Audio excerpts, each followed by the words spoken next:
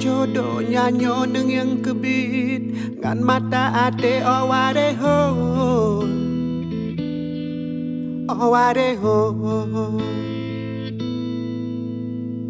Penyang tapo buat karap mandum hanya dak kebuat ada bumo nyang kadimo aware ho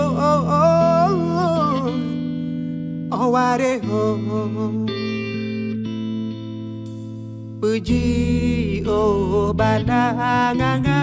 puji oh badanga puji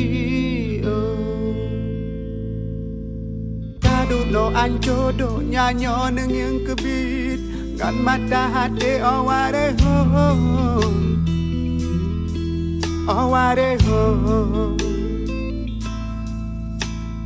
Penyang tapo buat karap mandum hanjut ke buat ada bumo nyang kajimo aware ho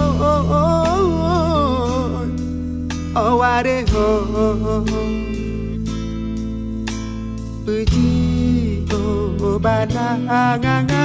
puji oh badanga puji